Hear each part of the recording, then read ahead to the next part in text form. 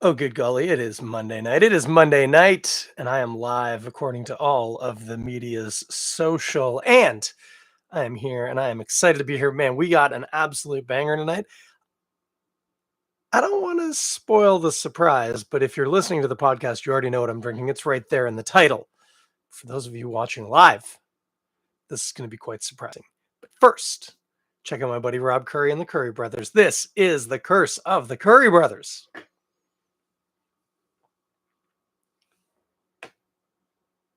Yes, indeed, that of course. Our title track for the season, maybe for a few. I'm digging it. I am into it. Okay, I can hear people walking by my window already. It's not that hot tonight. I'm going to close the window. Give me 1 second.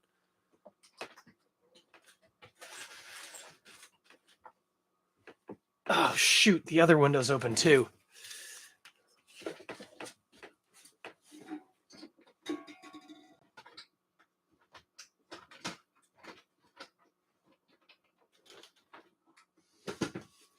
This is some high quality podcasting. I'm not even going to edit that out. I'm not going to edit out going to the windows to close them because my neighbors are noisy as all get out. I will turn away from my microphone before I cough, though. We live in a society. Hey, friends.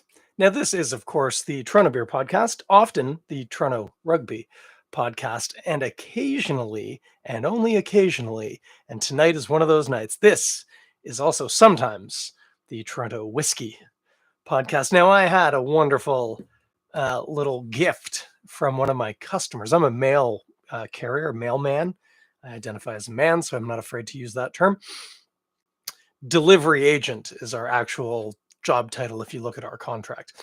But I digress. I deliver mail here in the city of Toronto, and I know my customers, not all of them, obviously, but I know a bunch of them. And one of my customers, their family are moving to China for a year, which crazy. Good for them. They seem to be keen. I swung by, I knocked on the door on Friday because I hadn't seen them that week, last week this is, and just wanted to wish them well, safe travels, all the best, all that sort of stuff. And the fella, Emmanuel, he said, "Oh, you know what? I got something for you. I think you're going to like this." Turns out he's in a whiskey club. This is one of these private clubs. You pay a fixed amount every month, and the money goes to somebody somewhere, and they buy a couple of really expensive bottles of whiskey with the combined money, and then decants out the whiskeys into little 2-ounce bottles that look exactly like this one right here. Now, depending on the lighting in the video, you may or may not be able to read that label. That does say Talisker 25. Talisker 10, that is a common whiskey. You'll find that at the LCBO. Really nice whiskey. Nice little bit of salt, salty air to that whiskey. But the Talisker 25, I confess, is an expression of this whiskey that I have never had. Not a once. This one's a new one to me in this here little 2-ounce bottle. I even got out my proper little whiskey dram, little glass. Fits a whiskey perfectly. I want to be really careful not to spill this. For the kids at home, this is going to be one of the more unexciting pours. It's going to go just like that. Not a lot to write home about in terms of the pour, but in terms of the appearance, this is absolutely glorious. This is deep amber, hinting at orange. Obviously, it's whiskey, it's crystal clear. The color in that glass is making me assume we're looking at something other than bourbon barrels. Bourbon barrels will impart color, and especially in an expression. So 25, by the way, just in case you're new to the whiskey scene, this expression of Talisker will have been probably blended. It's probably not a single cask. So it's probably blended out of casks of Talisker that have aged for not less than 25 years. So the whiskey in this, if it was bottled today, would have been put into the barrel in 1999. It was not bottled today. It's more likely this was probably put into casks sometime around 97, 98, depending on which. And again, this darker color makes me suspect there's going to be some sort of fortified wine involved, Madeira or sherry, probably sherry. A lot of people use sherry. They say sherry finish. It just doesn't always, but it will often darken up the whiskey a little bit in its appearance. Or it could just be really fresh bourbon barrels. Really fresh ones will do that too. But I don't think that's what's happening here.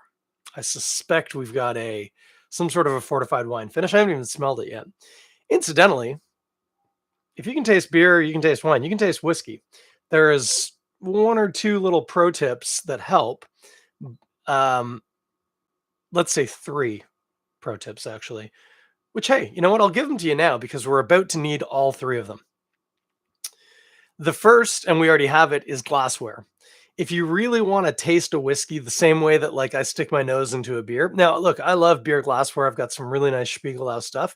For the most part, when I'm drinking beers, I don't bother getting out the IPA glasses and stuff like that. There's what we would call a diminishing return on investment there. Does it improve it? Yes. Does it improve it vastly? No, not vastly. Even with a fairly well-tuned palate, it opens things up a little bit more easily, but it's not like you're going to discover an aroma or a taste that wasn't already there just out of the standard glass. The difference is with whiskey. Whiskey is intense. It's been distilled. Even as I'm doing this and waving it around, I'm getting these waves of whiskey washing over me, and it's, I mean, tantalizing, but it's intense. The proper glassware is going to help with that. If you're watching the video, you'll look and see that is basically exactly 2 ounces. And you will notice that the surface of the liquid is at the widest point of if you're listening, this is a very small tulip glass. It easily fits within my hand. So it's bulbous at the bottom and it narrows towards the top. The whiskey in this case, as I say, is at the widest point of the glass is the surface area. That allows for more evaporation of the spirit, and then it gets concentrated by the narrowness of the top of the glass. We've talked about this with beer glasses. It's one of the reasons why the IPA glass does what it does. But with whiskey, proper glassware can help. More importantly than that, focusing though, is the distance. Again, if you're looking at the video, these are my fingers. It's basically 4 whole fingers of space between the surface of the whiskey and the opening where you're going to put your nose. That allows for it to kind of cool down a little, not physically, but just hit some air, mix up a little bit. If you were to stick your nose right over the surface of this whiskey, it would burn your nose. It's alcohol. I say this is, did I even say 40%? I would suspect this might not be cask strength, but it might be higher than 40. I have no way of knowing. The label just says Talisker 25 written on a little sticky label. But regardless, whether it's cask strength or not, that space genuinely helps. So that's the first thing is the glassware. Wait, was that the first thing? Have I already told you the first thing? I'm on a bit of a tear right now. The next tip is when you smell it, you just put your nose in that hole.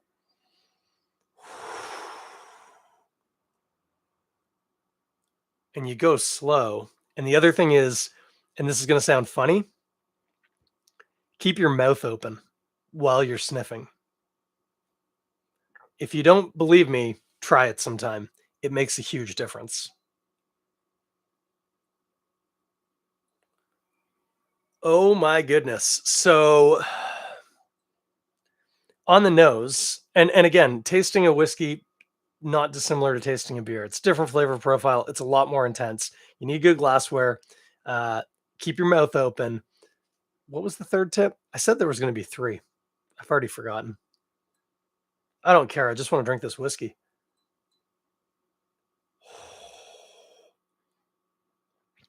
I have a feeling I'm going to need to look this up. I have a feeling this is north of 40%. Okay. Like right away on the nose, I get leather and I get honey, but also very specifically like beeswax, like a beeswax candle. It's a little inky or like markery. There's definitely smoke here and there's definitely oak. There's always going to be oak in whiskey. It's aged in oak casks and it has to be aged. If it's Scotch whiskey, which this is, for at least 3 years, it gets oaky. This is very oaky though. Vanilla. Oh, like candied orange or candied orange peel, maybe. Yeah, candied orange peel. Whew. The other thing worth mentioning is with whiskey, there's generally a lot going on. It's going to take a minute. Yeah, little smoky, little woody.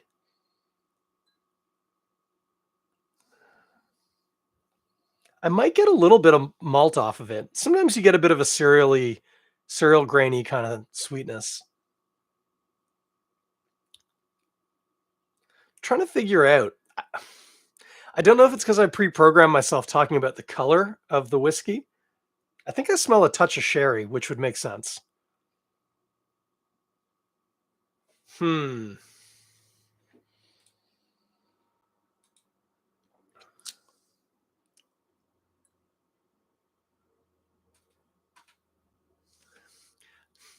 The other thing with Talisker is I know it's from an island,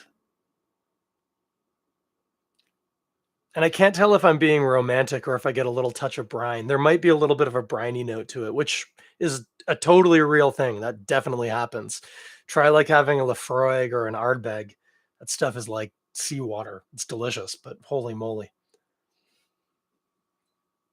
Something maybe a little spicy. Did I say something a little spicy? Like, like ginger, maybe? Like dried ginger specifically. Hard to say with that candied orange peel. A little bit like dried ginger and maybe a touch of black pepper. I haven't even drank this yet. I'm just gonna drink it. I want to do this justice because I don't know the next time I'm gonna get to have a Talisker 25. Oh, by the way, if you're looking in the video and you can see, this is a Dewar's whiskey dram. Got it for free at a whiskey tasting event. It's the best way to get them. Yeah, there's definitely. I mean, so the biggest thing, there's a really boozy hit, which is very. I think it's phenolic, is what we say. It's got an inky, almost. Well, I hate to say like a dry erase marker, but like a dry erase marker, but in a nice way, like a nice dry erase marker. A nice dry erase marker that has a very significant beeswaxy kind of smell to it. Vanilla-y, little leathery and oaky. There's definitely sea air in this. There's definitely sea air, like so salinity or the ocean. This doesn't mess around though. Okay, I'm gonna have a sip. I'm really excited about this. This is quite a nice moment that I'm sharing with my friends here on the Toronto Beer Podcast, and bless you all. I'm glad you're here. Let's do this. Oh, I'm almost scared. Okay. It smells so good. Oh, by the way, not just oak from a barrel, but it also has a slight aroma of like cut lumber, like hardwood. Oh yeah, leathery, inky. Oh man, beeswax. This thing just keeps opening up. It's warming up a little bit in my hand. Oh my. Okay, I got to drink it.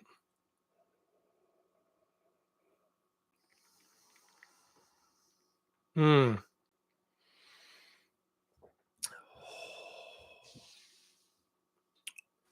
Wow. Oh my golly. Oh my gosh.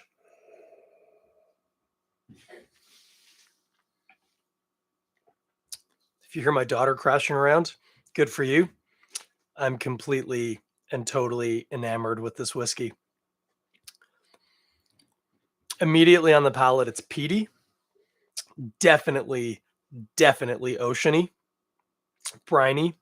It's not salty necessarily. Don't think of that there's physical salt. I mean, sometimes you get a little bit of that, but it's not that it's salty, but it just has that taste of like sea air. Peaty, sea air, leather, inky, like dry erase marker. Definitely, it's less honey. It's very much beeswax, very specifically beeswax. Ginger for sure, but again, like candied orange peel, candied ginger. There's a real, well, candied taste, like a hard sugar kind of note to this.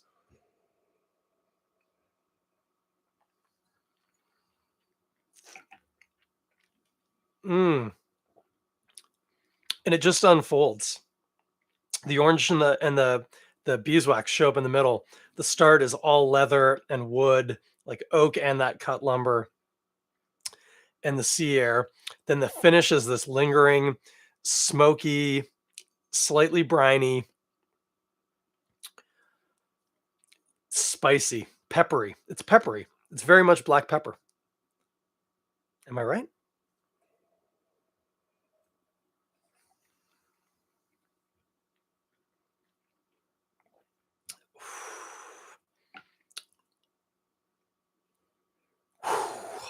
That is very good whiskey. That's very good whiskey. Oh, more than I know I say this every third episode that I just want to stop recording and just spend some time with this drink. That is the case so much right now. This is such a beautiful Scotch whiskey.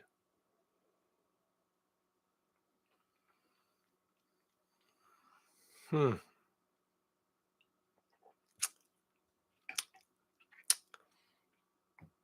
Okay. I mean, everything I've said is true. I'm not editing anything. I'm going with what I went with. Oh my gosh, look at the legs on that. I don't know if you can see that in the video. Get the focus. No, it's not really going to show. It's hard. This is a viscous, dense whiskey. Beautiful legs. Mm.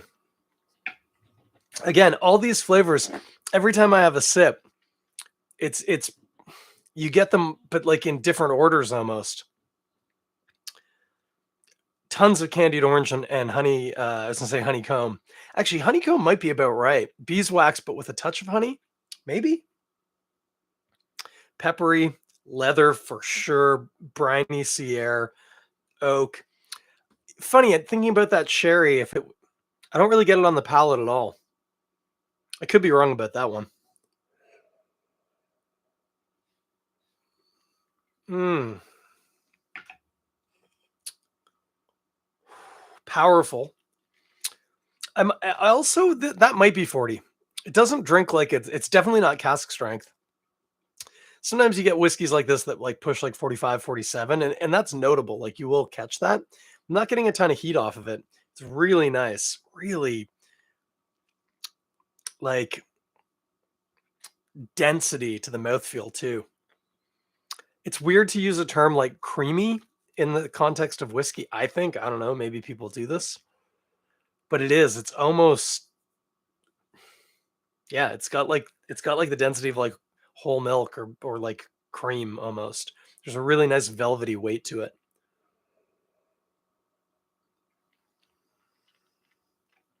Mm. Now, I haven't had a Talisker 10 in years. I don't spend a ton of time drinking Scotch whiskey. Kids are going crazy out there. So I can't really say how this expression, the 25-year-old, compares to the 10. I'm willing to bet this has a more pronounced briny note to it, and almost certainly an oakier, woodier taste. And there is quite a bit of oak and vanilla to this. And again, I want there to be sherry or port or some sort of fortified wine. I smell it. I just don't taste it.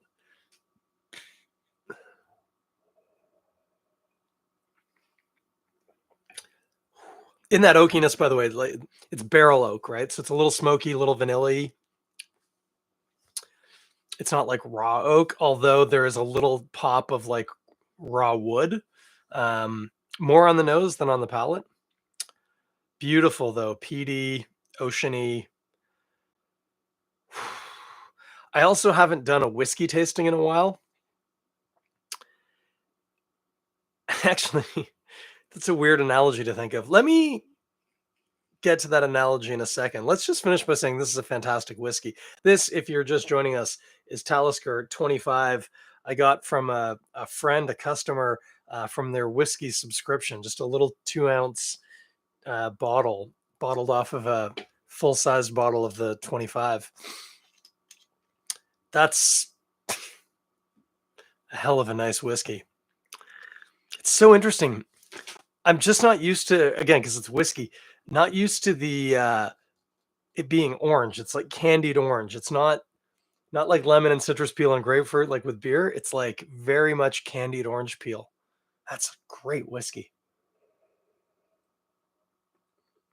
Mm. I know I just had a funny analogy, but I'm just so enamored with this whiskey. I've already forgotten what it was going to be. This is some great content. What are you going to eat with this? Well, haggis would be fine. Go real nice. Although I would probably counsel you not to eat with this. Just drink it. It's really good whiskey.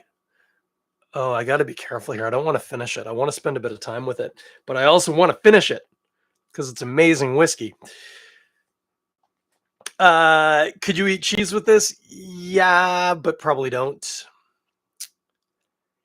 If you insisted on eating something with it, and it's the fail-safe with any whiskey, chocolate covered sponge toffee goes great with pretty much every whiskey.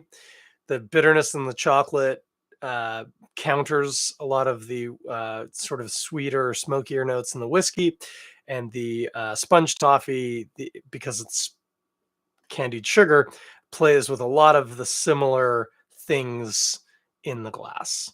So it works well. It's tasty. It's quite sweet, and so the whiskey kind of helps cut through that. It's really nice. Otherwise, just drink this whiskey. If you can afford a bottle of this whiskey and you want to be friends, talk to me. I could be willing. You'd have to be a pretty terrible person for me to not want to be friends with you, at least for the duration of that bottle of whiskey, which I wouldn't want to finish off quickly. This is a whiskey for time. Just slow down and enjoy. This is really good. Mm. How many things have I already forgotten being distracted by this whiskey? At least 3 that I can remember, and I can't remember what those 3 things were. One of them was the third step in tasting whiskey. Oh, I'm so glad people don't pay for this. One of them was an interesting analogy that I feel like is really close to the top of my brain, but it's not close enough. And I feel like there was another that I can't even remember what it was. So that's what this whiskey's doing to me. It's um it's a demanding glass of whiskey. It wants my whole attention. And I want to give it my whole attention. But I can't because I'm making a podcast. And no offense, guys, but that sucks. I have left myself about a half an ounce. It's like maybe 3 sips. I'm gonna pretend to drink it when I do the Snapchat. Not Snapchat. Snapchat? No. Fuck. I'm such an old man. TikTok. Oh, like I said, this whiskey just wants all of my attention, and I've got a very limited amount of bandwidth for literally everything else right now. This does make me want to drink more whiskey. I wonder if I could get people to send me whiskey. I would even take little airplane bottles like this. That's fine. That's enough. Just have a little nip of the old whiskey.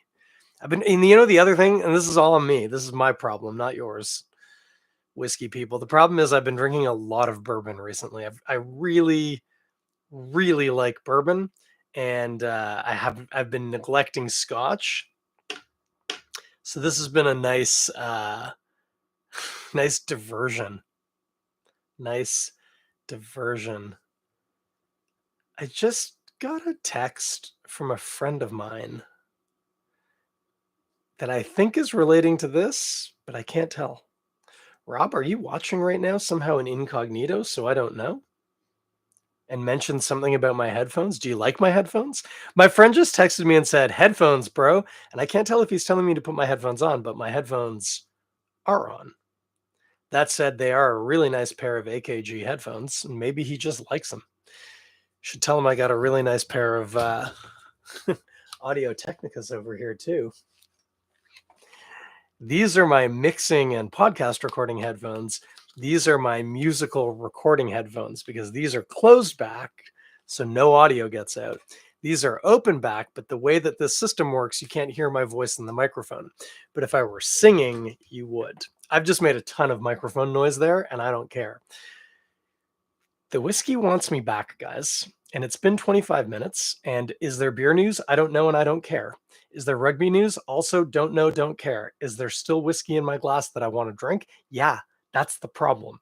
That's the problem, friends. I love you all, and I enjoy our time together, but I want to go drink this whiskey, and there's about 15 minutes of admin or engineering, if you like, between me and that whiskey, and I want to have it.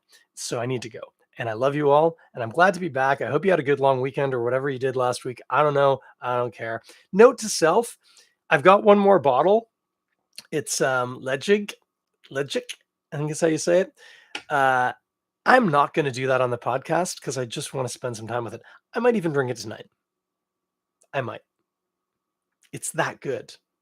This stuff is that good. And these are crazy bottles of whiskey too. Anyway, what did we drink tonight? We drank Talisker 25. Where do you get this whiskey? Good luck. That's where you get it. Exceptional whiskey bars everywhere should have a bottle of this expression. It's very good. Oh, there's still some in the bottle. That was a solid, like, mill. Don't want to waste it. Go to the Feathers. Head up to the Feathers. I bet they've got it. I wouldn't be surprised if actually they have a couple of different years of this particular bottle of whiskey. Otherwise, go online.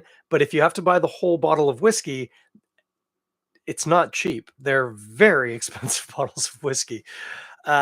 Alternatively, you can do what my customer did here and join one of these here clubs. Now, these are also not cheap. Like, I think I don't know what he's paying. I looked into one ages ago and it was like hundreds of dollars a month. But you get a lot of really cool, very expensive whiskey, but also it's still very expensive. I don't know, man. Figure it out for yourself. Go on to the old Google and type in Talisker 25 because if you like really nice, peaty, smoky, saltwatery, vanilla-y, bourbon-y, candied orange peel, candied ginger, a little bit of black pepper. What else did we say we had in there? Maybe I should have one more sip just to be sure. Oh, it smells so good. No, I'm not going to do it. I'm not going to do it. I'm saving myself. Like an evangelical, I'm saving myself. Oh, that whiskey, though. Holy moly. I am a lucky man, and I love all of my customers, and especially the ones who give me free whiskey, and also the one who gives me ones. There are a few who give me free weed. By the way, do you ever give your mail carrier person something? Because you should. We like whiskey and weed and cookies and whatever. Give something to your mail carrier. They'll appreciate it, especially if it's Talisker 25 whiskey. Woo! Okay, I'm going to go. We're done. I'll be back next week. I will almost certainly drink a beer after this debacle. But holy moly, if you like whiskey, dude, have one of these if you can. You will not regret it. That is delicious whiskey. One last time, Talisker 25. Now I'm just showing off. Get it wherever you get exceptionally delicious and expensive whiskey. They'll probably have that one too. And I will talk at you all next Monday, probably drinking a beer, almost certainly drinking a beer. In the meantime, listen to my buddy Rob Currie and the Currie brothers. As always, links in the description. Bye.